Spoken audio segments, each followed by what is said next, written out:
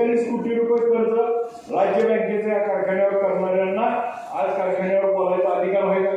आज त्या ठिकाणी 35 कोटी रुपये दादा आम्ही गेल्या 2 वर्षात, या वर्षी देखील आम्ही रोज 2 लाख 3 लाख 4 लाख असं भरत आज त्या ठिकाणी 35 ते 36 कोटी रुपये आम्ही भरले. ही भरत त्याच महाशयानं मागच्या 2 वर्षापूर्वी ऊसाची बिलं बुडवली होती. ती ऊसाची बिलं आम्ही पदर पैशाने त्या ठिकाणी आमच्या सगळ्या कारखान्याच्या संचालकावर मित्रांच्या नावावर कर्ज काढून त्या ठिकाणी आम्ही मागची थकीत ऊसाची बिलं दिली. आणि आता हे सांगताय की असं झालं तसं झालं, परंतु थकीत बिलं बुडवणाऱ्याला अधिकार कारखान्यात बोलायचा नाही. परंतु त्या ठिकाणी आम्ही त्या राजकारणात जात नाही. आम्ही आता निवडणूक जिंकलोय, आमची जबाबदारी आम्ही त्या ठिकाणी बिलं दिली, कारखाना चालू झाला आणि 2021 साली त्या कारखान्यावर जप्तीची कारवाई चालू आहे.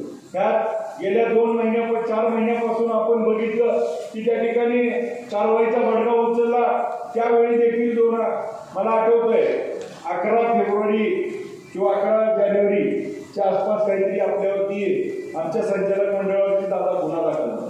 त्या गुन्ह्यात देखील आमचं काही तथ्य नव्हतं, तरी देखील आम्हाला सामोरे जावं लागलं. अटकपूर्व मिळाले आणि त्यातून रिलीफ मिळाला. त्या ठिकाणी कारखान्याच्या जप्तीची कारवाई झाली. त्याच्यावरती आम्ही माननीय अजितदादा पवार साहेबांना भेटलो. त्यांनी देखील मदत करण्याची भूमिका घेतली. परंतु त्या ठिकाणी न्याय मिळत नाही. आता काहीतरी धाव घ्यायची म्हणून त्या ठिकाणी DRT कोर्टात आम्ही त्या ठिकाणी स्थगिती मिळवली. ती स्थगिती सुरू होती. स्थगिती सुरू असताना त्या ठिकाणी काही ठिकाणी गैरसमज निर्माण केले जातात. म्हणून मी या सगळ्या गोष्टी दादा स्पष्ट शब्दात सांगतोय. कारण त्या ठिकाणी कालच्या 25 तारखेला त्या ठिकाणी कोर्टापुढे गेल्यानंतर कोर्टांना त्या ठिकाणी बँकेने सांगितलं की मागच्या तारखेपर्यंत कारखाना चालू होता, सांगता समारंभ ह्याचा झालाय आणि आता कारखाना बंद झालाय. आम्ही कारखाना चालू आहे, आम्हाला कारखाना चालू मध्ये बंद करू नये म्हणून स्थगिती दिली होती. परंतु कोर्टाने विचारलं आम्हाला की त्या ठिकाणी कारखाना बंद झालाय का? बंद झालाय म्हणजे की त्या ठिकाणी स्टे उठला आणि त्या ठिकाणी बँकेने दुसऱ्याच दिवशी त्या ठिकाणी कारखाना त्या ठिकाणी गोडाऊन सील करण्याचं काम केलं आणि पेपर नोटीस देखील त्या ठिकाणी आज बघितली आणि ही सगळी प्रोसेस झाली. त्या ठिकाणी आम्ही आमच्या सर्व वरिष्ठांकडनं संपर्क केला आणि गोविंद शिल्प घेऊन येत आहे 79 ट्विन बंगलोचा भव्य दिव्य पंढरपुरातील एकमेव प्रकल्प.